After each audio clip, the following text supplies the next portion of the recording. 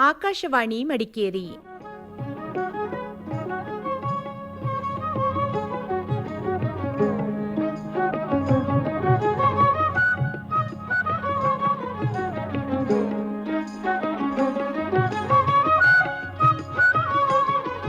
ಕಾರ್ಯಕ್ರಮ ಮಹಿಳಾ ಲೋಕ.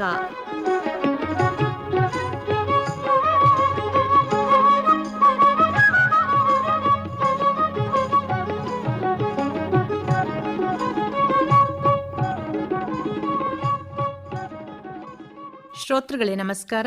ಇವತ್ತಿನ ಮಹಿಳಾ ಲೋಕದ ಪತ್ರಕಾರಂಜಿ ಕಾರ್ಯಕ್ರಮಕ್ಕೆ ನಿಮಗೆಲ್ಲ ಆತ್ಮೀಯವಾದ ಸ್ವಾಗತವನ್ನ ಬಯಸ್ತಾ ಇದ್ದೇವೆ.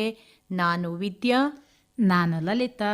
ಕಾರ್ಯಕ್ರಮಕ್ಕೆ ಮತ್ತೊಮ್ಮೆ ಎಲ್ರಿಗೂ ಸ್ವಾಗತ, ಸುಸ್ವಾಗತ. ಪತ್ರ ಬರೆಯಲ ಇಲ್ಲ, ಚಿತ್ರ ಬಿಡಿಸಲ, ಹೇಗೆ ಹೇಳಲಿ ನನ್ನ ಮನದ ಹಂಬಲ.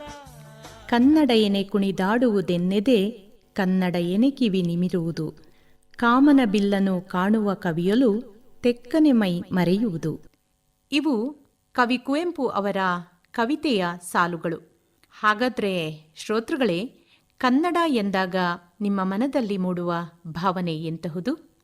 ಇದು ಈ ಬಾರಿ ನಾವು ಕೊಟ್ಟಂತಹ ವಿಷಯ. ಪತ್ರಕಾರಂಜಿಗಾಗಿ ನವೆಂಬರ್ 1 ಕರ್ನಾಟಕ ರಾಜ್ಯೋತ್ಸವ ಅಥವಾ ಕನ್ನಡ ರಾಜ್ಯೋತ್ಸವ ಎಂಬುದಾಗಿ ನಾವು ಆಚರಿಸಿಕೊಳ್ತೇವೆ. ಈ ಸಂದರ್ಭಕ್ಕೆ ಪೂರಕವಾಗಿ ನಾವು ಈ ವಿಷಯವನ್ನು ನಿಮಗೆ ಕೊಟ್ಟಿದ್ದೆವು. ನೋಡೋಣ ಯಾರ ಮನದಲ್ಲಿ ಯಾವ ರೀತಿಯ ಭಾವನೆ ಉಕ್ಕಿ ಹರಿತಾ ಇದೆ ಅಂತ ಹೇಳಿ, ಅಲ್ವಾ ಲಲಿತಾ? ಹೌದು, ಹಲವಾರು ಪತ್ರಗಳು ಬಂದಿದ್ದಾವೆ. ಹೌದು, ಒಂದೊಂದಾಗಿ ಓದ್ತಾ ಹೋಗೋಣ. ಈಗ ಮೊದಲನೆಯ ಭಾವನೆಯನ್ನ ವ್ಯಕ್ತಪಡಿಸಿದವರು ಚೀರಮ್ಮನ ವಾಣಿ ಚಂಗೋಮ್ಮಯ್ಯ. ಇವರು ಕೊಳಗದಾಳು ಗ್ರಾಮ, ಚೇರಂಬಾಣೆಯಿಂದ ಬರೆದಿದ್ದಾರೆ. ಚಿತ್ರ ನೋಡಿದಾಗಲೇ ಗೊತ್ತಾಯ್ತು ನನಗೆ ಅವ್ರದೇ ಪತ್ರ ಅಂತ ಹೇಳಿ. ಇವರು ದೀಪಾವಳಿಯ ದೀಪಗಳ ತರ ಚಿತ್ರ ಬಿಡಿಸಿದ್ದಾರೆ. ದೀಪಾವಳಿ ಈಗಾಗಲೇ ಕಳೆದಿದೆ, ಆದ್ರೆ ಇದು ಕನ್ನಡಾಂಬೆಗಾಗಿ ಅವರು ದೀಪವನ್ನ ಹಿಡಿದಿದ್ದಾರೆ ಅಂತ ಅಂದ್ಕೊಳ್ಳೋಣ. ಸರಿಯಾಗಿ ಹೇಳಿದೆ. ಹೌದು. ಈಗ ಪತ್ರವನ್ನು ಹೀಗೆ ಆರಂಭಿಸಿದ್ದಾರೆ. ನನ್ನ ಅಚ್ಚುಮೆಚ್ಚಿನ ಮಹಿಳಾ ಲೋಕಕ್ಕೆ ಸ್ವಾಗತ ಅಂತ. ಅಂದ್ರೆ ಇವರ ಪತ್ರಕ್ಕೂ ನಮ್ಮ ಕಡೆಯಿಂದ ಸ್ವಾಗತವನ್ನ ಹೇಳೋಣ. ಹೌದು. ಕನ್ನಡ ಭಾಷೆ ನಾವು ಆಚರಿಸುವ ಕನ್ನಡದ ಹಬ್ಬದ ಭಾಷೆ. ಕನ್ನಡಮ್ಮನ ಹೆಮ್ಮೆಯ ಭಾಷೆ. ವರ್ಷಕ್ಕೆ ಒಂದು ಸಲ ನವೆಂಬರ್ 1 ಆಚರಿಸುವ ಈ ಹಬ್ಬ, ಕನ್ನಡದ ಹಬ್ಬವನ್ನು ಪ್ರತಿದಿನವೂ ಆಚರಿಸಬೇಕು. ಹೌದು. ಕೇವಲ ಒಂದು ದಿನದ ಉತ್ಸವವೂ ಆಗಿರಬಾರದು. ಪ್ರತಿ ಮನೆಯಲ್ಲಿ ಪ್ರತಿದಿನವೂ ಈ ಕನ್ನಡ ಅಕ್ಷರ ಕಲಿಯಬೇಕು. ಹಾಗೆ ಕನ್ನಡದ ಕವಿಗಳ ಪರಿಚಯ ಮಾಡಿಕೊಳ್ಳಬೇಕು. ಸಂತೋಷವಾಗಿ ಅವುಗಳನ್ನು ತಿಳಿದುಕೊಳ್ಳಬೇಕು. ಕವಿವರಿಯರನ್ನು ನೆನಪು ಮಾಡಿಕೊಳ್ಳಬೇಕು. ಕನ್ನಡದ ಭಾಷೆಗೆ ಹೆಚ್ಚು ಆದ್ಯತೆ ನೀಡಬೇಕು. ಕನ್ನಡದ ಭಾಷೆ ಬೆಳವಣಿಗೆಯಾಗಿ ತುಂಬ ಬೆಳೆಯಬೇಕು. ನಾವು ನಮ್ಮ ಕನ್ನಡ ನಾಡಲ್ಲೇ ಹುಟ್ಟಿ ಬೆಳೆದು ಈ ಕನ್ನಡ ತಾಯಿಯನ್ನು ಮರೆತರೆ ಹೇಗೆ? ಈ ಕನ್ನಡದ ಭಾಷೆ ಬೆಳೆಯಲ್ಲ ಅಲ್ಲವೇ? ಹೌದು. ನಾವು ಕನ್ನಡದ ಭಾಷೆಯ ಪುಸ್ತಕಗಳನ್ನು ಹೆಚ್ಚು ಬರೆಯಬೇಕು. ಹಾಗೆಯೇ ನಮ್ಮಂತಹ ಚಿಕ್ಕ ಸಾಹಿತಿಗಳಿಗೆ ಅದು ಉತ್ತಮ ವೇದಿಕೆಗಳಾಗಬೇಕು.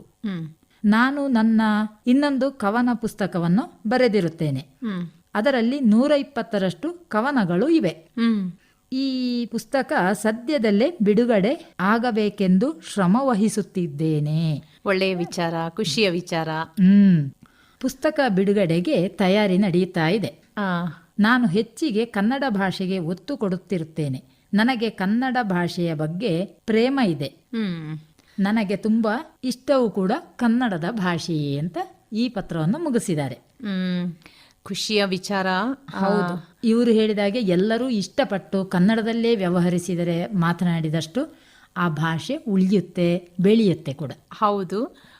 ಅವರು ಉತ್ತಮವಾದ ಕಾಣಿಕೆಯನ್ನು ಕೂಡ ಕನ್ನಡಕ್ಕಾಗಿ ಸಲ್ಲಿಸ್ತಾ ಇದ್ದಾರೆ. ಪುಸ್ತಕ ಬಿಡುಗಡೆ ಮಾಡ್ತಾ ಇದ್ದಾರೆ. ಬಹಳಷ್ಟು ಕವನಗಳನ್ನ ಬರೀತಾರೆ, ಕಥೆಗಳನ್ನ ಬರೀತಾರೆ. ಹೌದು. ಅವರ ಈ ಶ್ರಮಕ್ಕೆ ಒಂದು ನಮ್ಮದು ಬೆಂಬಲವನ್ನು ಸೂಚಿಸಬೇಕು. ಖಂಡಿತವಾಗಿ ಸೂಚಿಸಲೇಬೇಕು. ಸಂತೋಷವನ್ನು ಕೂಡ ಈ ಮೂಲಕ ನಾವು ವ್ಯಕ್ತಪಡಿಸ್ತಾ ಇದ್ದೇವೆ ಅಂತ ತಿಳಿಸೋಣ ವಾಣಿಯವರಿಗೆ. ಹಾಗೆ ಅವರದ್ದೇ ಮತ್ತೊಂದು ಪತ್ರ ನನ್ನ ಕೈಯಲ್ಲಿದೆ, ನಿನಗೆ ಅದನ್ನು ನೋಡಿದಾಗಲೇ ಗೊತ್ತಾಗಿರಬೇಕು. ಹೌದು, ಈಗ ನೀನು ಹೇಳಿದ ಮೇಲೆ ನೋಡಿದೆ. ಅದರಲ್ಲಿ ಬಣ್ಣ ತುಂಬಿದಂತಹ ಒಂದು ಚಿತ್ರವನ್ನ ಕಂಡೆ. ಹೌದು, ವಾಣಿಯವರದ್ದೇ ಅಂತ ತಿಳ್ಕೊಂಡೆ. ಇದೊಂದು ರಂಗೋಲಿ ಬಿಡಿಸಿ ಬಣ್ಣ ತುಂಬಿ ಕಳಿಸಿರುವಂತದ್ದು. ಹೌದಲ್ಲ? ಇವರೊಂದು ಕವನವನ್ನ ಬರೆದು ಕಳಿಸಿದ್ದಾರೆ. ಶೀರ್ಷಿಕೆ ಇದೆ ಕನ್ನಡ ಹೆಮ್ಮೆಯ ಉತ್ಸವ ಅಂತ. ಇವರ ಕನ್ನಡದ ಹೆಮ್ಮೆಯ ಉತ್ಸವಕ್ಕೆ ನಮ್ಮ ಕಡೆಯಿಂದ ಸ್ವಾಗತವನ್ನ ಹೇಳೋಣ. ಹೌದು, ಕವನ ಹೀಗಿದೆ. ಕನ್ನಡ ಉತ್ಸವ ಶುಭ ದಿನವೂ ಆಚರಣೆಯ ಶುಭ ಸಂಭ್ರಮವು. ಈ ಕನ್ನಡ ನಾಡಿನ ಸಿರಿ ಸೌಂದರ್ಯವು ಭಾಷೆಯ ಸಿರಿ ಸಂಪತ್ತು ಬೆಳವಣಿಗೆ ಅಂದವು. ಈ ಕನ್ನಡದ ನಾಡಲಿ ಬೆಳೆಯುವ ಪ್ರತಿಭೆಗಳೆಲ್ಲವೂ ಅರಳಿ ನಿಂತಿರುವ ಬಣ್ಣ ಬಣ್ಣದ ಕುಸುಮಗಳಂದವು. ಭಾವನೆ ತುಂಬಿದ ಬಾಂಧವ್ಯದಿ ನೋಡುವ ನೋಟವು ಈ ಕನ್ನಡ ಸಿರಿಮಾತೆಯ ಮಡಿಲಿನಂದವು. ಕೂಡಿಯಾಡುವ ಭಾಷೆಯ ಅಂದ ಹೊಸ ಆನಂದವು ಕನ್ನಡ ಕವಿಗಳ ರಾಜ್ಯದಿ ಮೂಡಿ ಬಂದವು. ಹುಣ್ಣಿಮೆಯ ಬೆಳಕನ್ನು ಹೊರಚೆಲ್ಲಿ ತಂದವು ಈ ಕನ್ನಡ ರಾಜ್ಯದಿ ಮೊಳಗಲು ಅಂದದುತ್ಸವವು. ನಾವೆಲ್ಲರೂ ಜೊತೆಯಾಗಿ ಕನ್ನಡ ರಾಜ್ಯದಿ ಸೇರುವೆವು.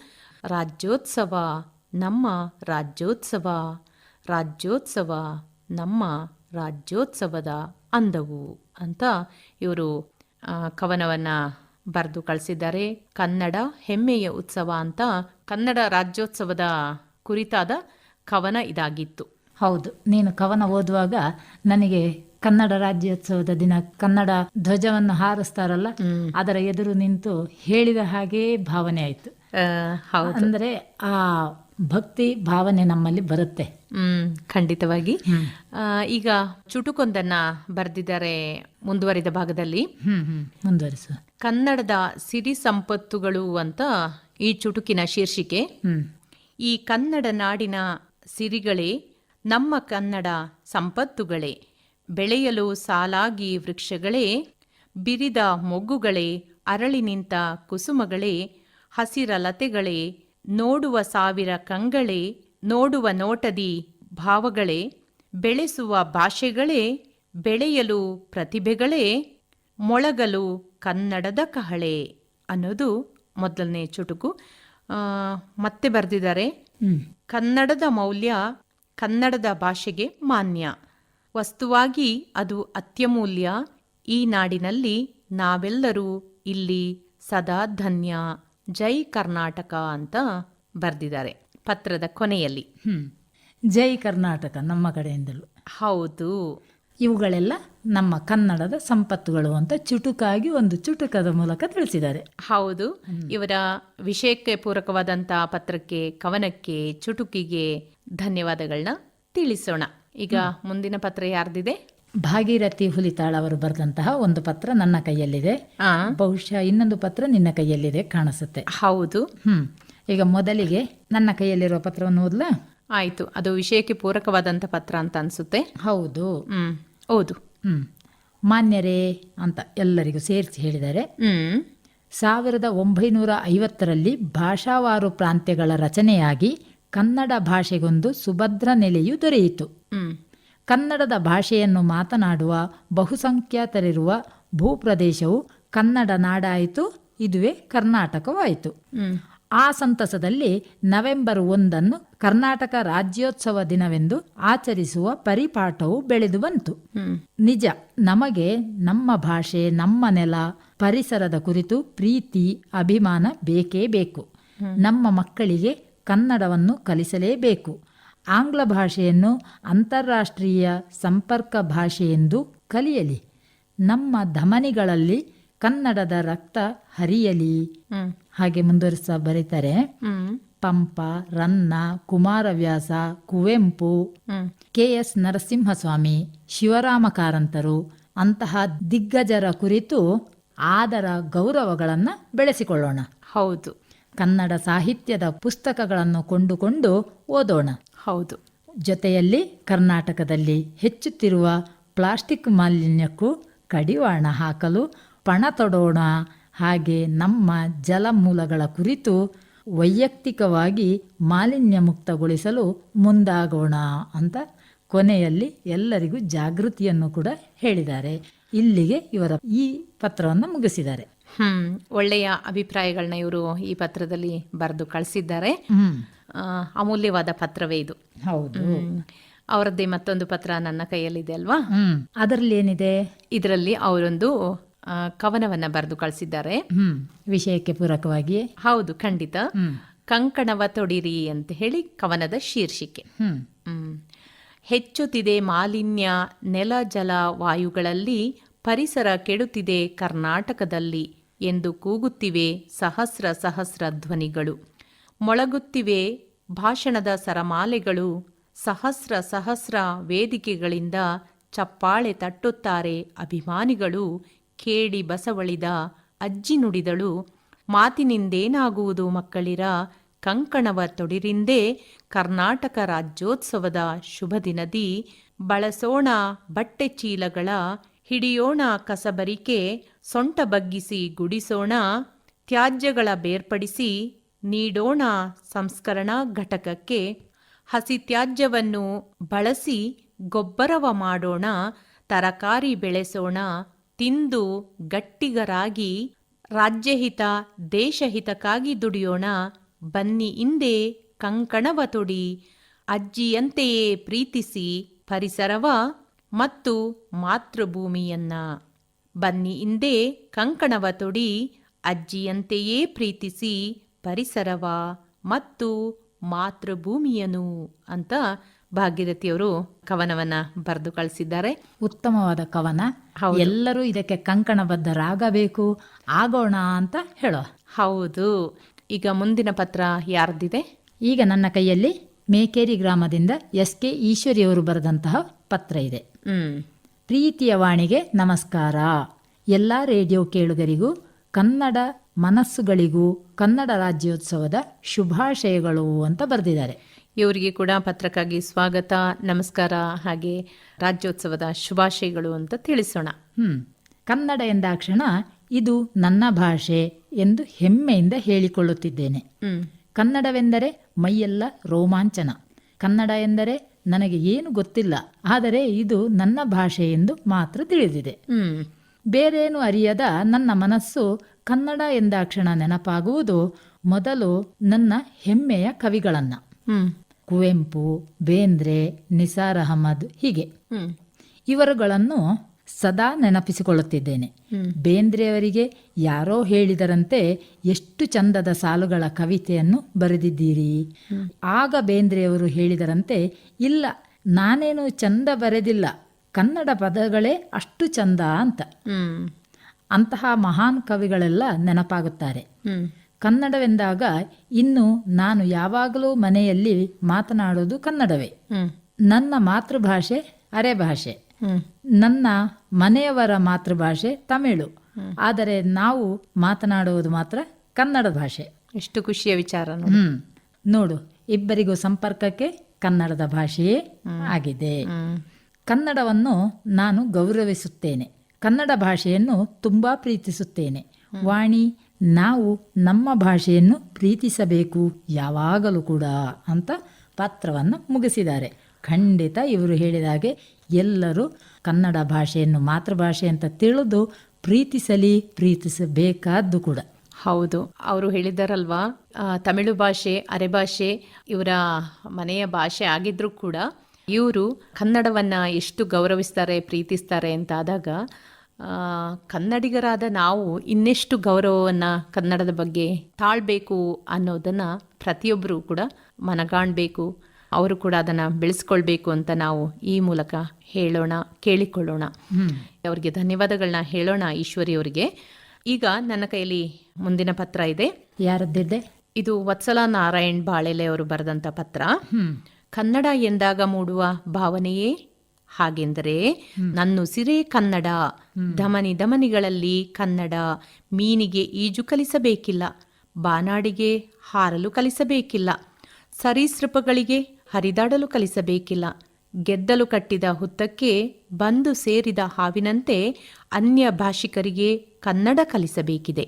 ಜೊತೆ ಜೊತೆಗೆ ಪರಭಾಷೆಯ ವ್ಯಾಮೋಹಕ್ಕೆ ಸಿಲುಕಿ ಕನ್ನಡವನ್ನು ನಿಕೃಷ್ಟವಾಗಿ ಕಾಣುವವರಿಗೆ ಕನ್ನಡದ ಮಹತ್ವ ತಿಳಿಸಬೇಕಿದೆ. ಸ್ವಾಭಿಮಾನಿಯಾಗಿ ಹುಟ್ಟಿದೂರಿನ ಋಣ ತೀರಿಸುವ ಕನ್ನಡ ಪಾಠ ಕಲಿಸಬೇಕಿದೆ.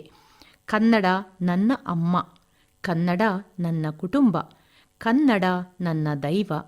ಜೈ ಕನ್ನಡಾಂಬೆ, ಜೈ ಕರ್ನಾಟಕ ಅಂತ ಇಷ್ಟು ಒಳ್ಳೆ ಸಾಲುಗಳನ್ನ ವತ್ಸಲ ನಾರಾಯಣ ಅವರು ಬರೆದು ಕಳಿಸಿದ್ದಾರೆ ನೋಡು. ಹೌದು.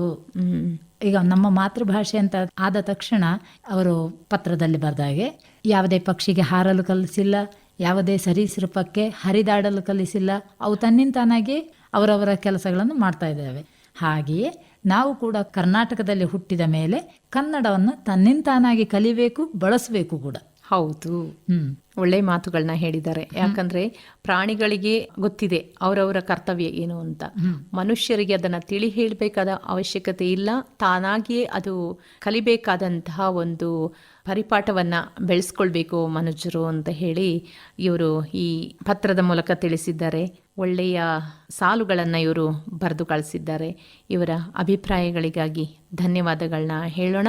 ಈಗ ಪತ್ರಕಾರಂಜಿ ಕಾರ್ಯಕ್ರಮವನ್ನು ಆಲಿಸ್ತಾ ಇದ್ದೀರಿ ಶ್ರೋತೃಗಳೇ. ಮಹಿಳಾ ಲೋಕದಲ್ಲಿ ಇವತ್ತಿನ ವಿಷಯ ಕನ್ನಡ ಎಂದಾಗ ನಿಮ್ಮ ಮನದಲ್ಲಿ ಮೂಡುವ ಭಾವನೆ ಎಂತಹುದು ಅಂತ.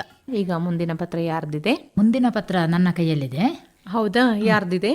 ಇದು ಭಾಗಮಂಡಲ ಚೆಟ್ಟಿಮನೆಯಿಂದ ಶಿವದೇವಿ ಅವನೀಶ್ಚಂದ್ರ ಅವರು ಬರೆದು ಕಳಿಸಿದಂತ ಪತ್ರ. ಓದು. ಇವರೊಂದು ಕವನ ಬರೆದಿದ್ದಾರೆ, ಕಾಣುತ್ತೆ ನೋಡುವ.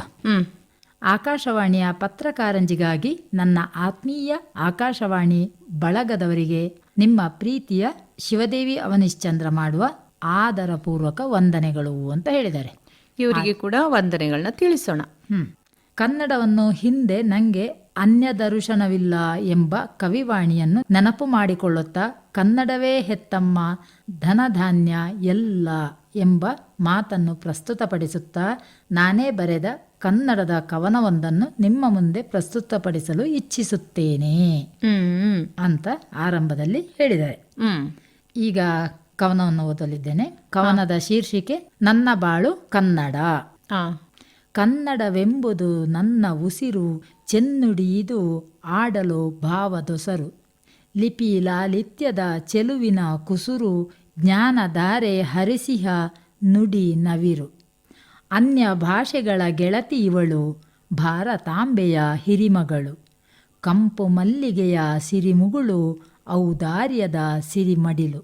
ಇದು ಕುರಿತೋದೆದೆಯುಂ ಕಾವ್ಯ ರಚಿಸುವ, ಜನಪದರ ಎದೆಹಾಡು, ಗಂಧದ ಬೀಡು, ಚಿನ್ನದ ನಾಡು. ಕನ್ನೆಲವಿದು ಕರುನಾಡು, ತುಂಗೆ ಕೃಷ್ಣೆಯರ ಕಾವೇರಿ ಗೋದೆಯರ ಜಲಸಿಂಚಿತ ಹಸಿರಿನ ನಾಡು. ಹಕ್ಕ ಬುಕ್ಕ ಪುಲಿಕೇಶಿ ವಿಕ್ರಮರ ಶೌರ್ಯ ಮೆರೆದ ಸಾಮ್ರಾಜ್ಯದ ಬೀಡು. ಕವಿ ಕೋವಿದ ಋಷಿ ಮುನಿ ಸಂತರ ವಿದ್ವತ್ತಿನ ನೆಲೆ ವೀಡು. ಕಲ್ಲಿನಲಿ ಕಲೆಯ ವೈಭವ ಮೆರೆಸಿದ ಚತುರ ಶಿಲ್ಪಿಗಳ ಹೆಮ್ಮೆಯ ಕರುನಾಡು. ಹಲವು ಭಾಷಿಕರು ಸ್ನೇಹದಿ ಬಾಳುವ ಸೊಗಸಿನ ಕನ್ನಡ ನಾಡು. ಸಂಗೀತ ನಾಟ್ಯ ಕಲಾವಿದರಿಗಾಶ್ರಯವೀ ಸಿರಿನಾಡು. ವೀರವನಿತೆಯರಾಳಿದ ಬಳ್ಳದಲ್ಲಿ ನವರತ್ನಗಳ ನಳೆದ ಸಿರಿ ಸಂಪತ್ತಿನ ನಾಡು. ಹೊರನಾಡಿಗರ ಕೈ ಬೀಸಿ ಕರೆವ ಬೆರಗಿನ ಸೊಬಗಿನ ಕರುನಾಡು. 8 ಜ್ಞಾನಪೀಠಗಳ ಕಿರೀಟ ಧರಿಸಿದ ಭಾಷಾ ಸಂಪತ್ತಿನ ಹೆಮ್ಮೆಯ ಕೋಡು. ಕಾವ್ಯ ಗಂಗೆ ನಿರುತ ಹರಿಯುವ ಪಾವನ ನೆಲವೀ ಚಂದದ ನಾಡು. ನನ್ನದಿದು ನನ್ನದು ನನ್ನದಿದು ನನ್ನದು, ನಿತ್ಯ ಆಡೊಂಬಲವಿದು ನನ್ನ ಬೆಳೆಸಿದ ನಾಡು. ನುಡಿ ಜೇನು ಕುಡಿಸಿದ ತಾಯಿ ನಾಡು, ನನ್ನ ನಿತ್ಯ ಸಂಜೀವಿನಿಯೀ ಕನ್ನಡ ನಾಡು ಅಂತ ಕನ್ನಡ ನಾಡಿನ ಬಗ್ಗೆ ಒಂದು ಸೊಗಸಾದ ಕವನವನ್ನು ಬರೆದು ಕಳಿಸಿದ್ದಾರೆ. ಉತ್ತಮವಾದ ಕವನವನ್ನು ಬರೆದು ಕಳಿಸಿದಂತಹ ಶಿವದೇವಿಯವರಿಗೆ ಧನ್ಯವಾದಗಳನ್ನ ಹೇಳ್ತಾ, ಈಗ ನನ್ನ ಕೈಯಲ್ಲಿ ಒಂದು ಪತ್ರ ಇದೆ. ಯಾರದ್ದು? ಇದು ಅಮ್ಮಂಡ ಅನುಪಮ ತಿಮ್ಮಯ್ಯ ಅವರು ಬರೆದಿರುವಂಥ ಪತ್ರ. ಇವರು ಉಪನ್ಯಾಸಕಿ, ಕಾವೇರಿ ಕಾಲೇಜು, ವಿರಾಜಪೇಟೆಯಲ್ಲಿ. ಆಗಾಗ ಬರಿತಾ ಇರ್ತಾರೆ. ಹೌದು. ಇವರು ವಿಷಯಕ್ಕೆ ಪೂರಕವಾದಂತಹ ಲೇಖನವನ್ನು ಬರೆದು ಕಳಿಸಿದ್ದಾರೆ. ಮುಂದುವರಿಸಿ. ಎಲ್ಲಾದರೂ ಇರು, ಎಂತಾದರೂ ಇರು, ಎಂದೆಂದಿಗೂ ನೀ ಕನ್ನಡವಾಗಿರು. ಕವಿಗಳ ನಾಡು, ಕಲಿಗಳ ಬೀಡು, ಗಾನಕೋಗಿಲೆಗಳ ಹಾಡು, ಅದುವೇ ನಮ್ಮ ಹೆಮ್ಮೆಯ ಕನ್ನಡ ನಾಡು. ನನಗೆ ಕನ್ನಡ ಮಾತನಾಡುವುದು ಅಂದರೆ ತುಂಬಾ ಇಷ್ಟ. ಕನ್ನಡ ಕತೆಗಳನ್ನು ಓದುವುದು, ಬರೆಯುವುದು, ಕನ್ನಡ ಗೀತೆಗಳನ್ನು ಕೇಳುವುದು, ಪೇಪರಿನಲ್ಲಿ ಕನ್ನಡ ಬರಹಗಳನ್ನು ಬರೆಯುತ್ತೇನೆ. ಇದು ಕೂಡ ಒಂದು ರೀತಿಯ ಪ್ರೇರಣೆ. ಕನ್ನಡವನ್ನು ಮಾತನಾಡಿದಾಗ ನನಗೆ ನಮ್ಮ ಅಮ್ಮ ಜೊತೆಯಲ್ಲೇ ಇದ್ದಂತೆ ಆಗುವುದು. ಕನ್ನಡ ಮಾತನಾಡುವುದರಿಂದ ನಾವೇನೂ ಕಡಿಮೆ ಆಗುವುದಿಲ್ಲ, ನಾವು ಕೀಳಾಗುವುದಿಲ್ಲ. ಹೌದು, ಖಂಡಿತವಾಗಿ. ನಮ್ಮ ನರನಾಡಿಗಳಲ್ಲಿ, ಉಸಿರಲ್ಲಿ ಕನ್ನಡತನವನ್ನು ಉಳಿಸಿ ಬೆಳೆಸೋಣ. ಕನ್ನಡ ರಾಜ್ಯೋತ್ಸವ ನವೆಂಬರ್ 1ರಂದು ಕರ್ನಾಟಕ ರಾಜ್ಯದ ಉದಯವನ್ನು ಸಂಭ್ರಮಿಸುವ ಒಂದು ಮಹತ್ವದ ದಿನವಾಗಿದೆ. ಇದು ಕೇವಲ ಒಂದು ದಿನಕ್ಕೆ ಆಚರಿಸುವ ಹಬ್ಬವಲ್ಲ, ನಮ್ಮ ಭಾಷಾ ಸಂಸ್ಕೃತಿ, ಇತಿಹಾಸ, ಪರಂಪರೆಯ ಬಗ್ಗೆ ಹೆಮ್ಮೆ ಪಡುವ ಹಾಗೂ ಗೌರವಿಸುವ ಒಂದು ಸಂದರ್ಭವಾಗಿದೆ. ಕರ್ನಾಟಕ ಏಕೀಕರಣಕ್ಕೆ ಹಲವಾರು ಮಹನೀಯರ ಪರಿಶ್ರಮ, ಹೋರಾಟ, ತ್ಯಾಗ, ನಿಸ್ವಾರ್ಥ ಸೇವೆಯನ್ನು ನಾವುಗಳು ಇಂದಿಗೂ ಮರೆಯುವಂತಿಲ್ಲ. ಕನ್ನಡವು ಕೇವಲ ಒಂದು ಭಾಷೆಯಲ್ಲ, ಅದು ನಮ್ಮ ಉಸಿರು, ಭಾವನೆ, ನಮ್ಮ ಜೀವಾಳ, ಸಂಸ್ಕೃತಿಯ ಪ್ರತೀಕವಾಗಿದೆ.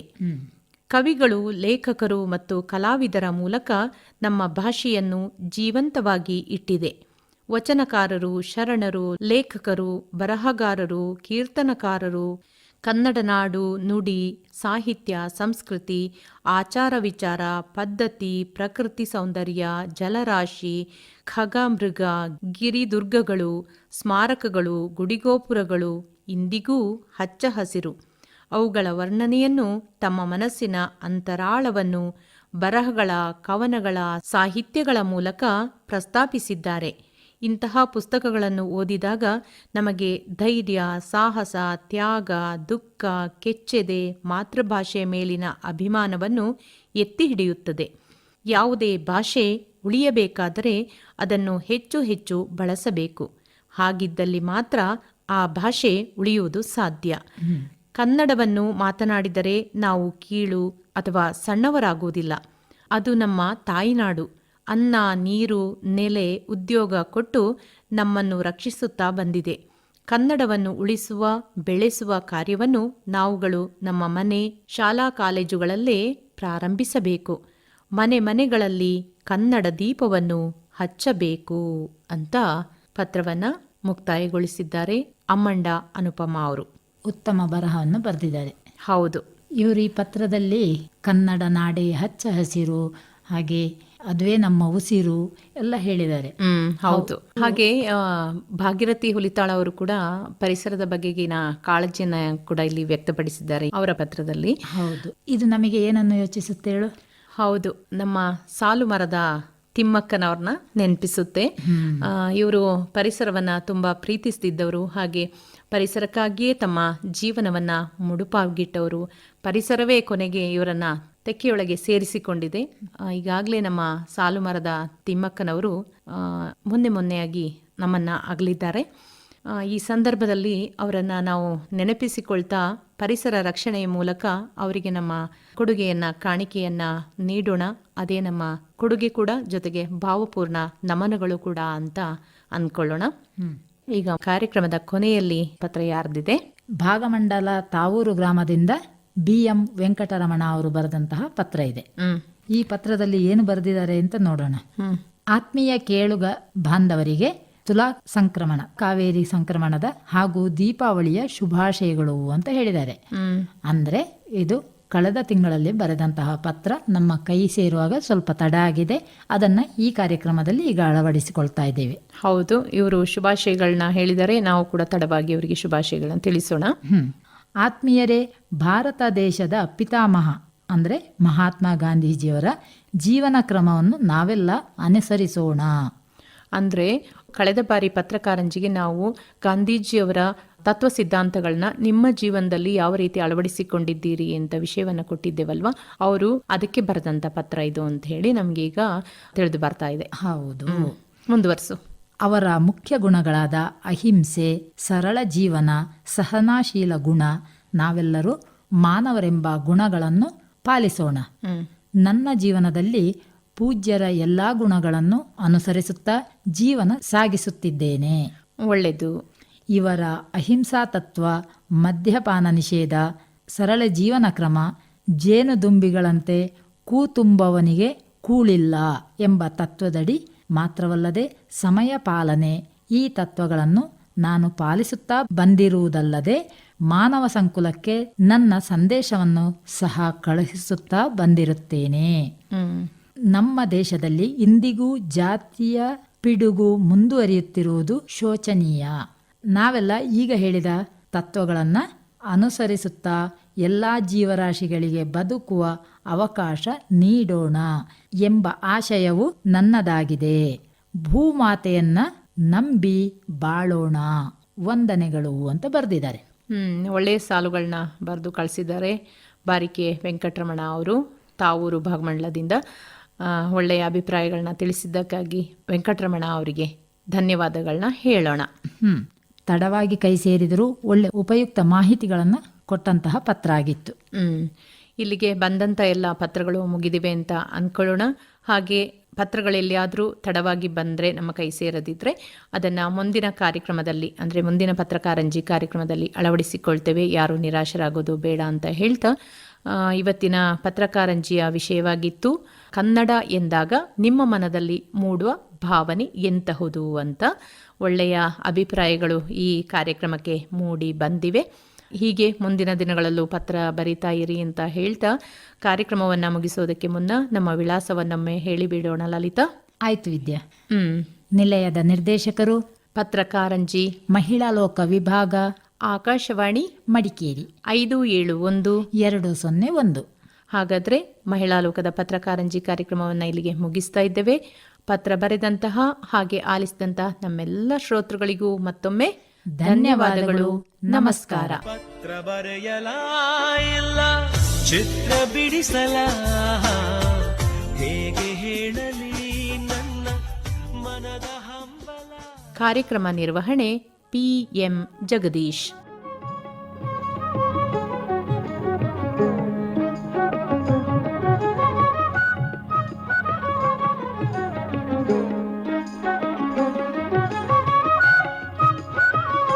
ಮಹಿಳಾ ಲೋಕ ಪ್ರಸಾರವಾಯಿತು.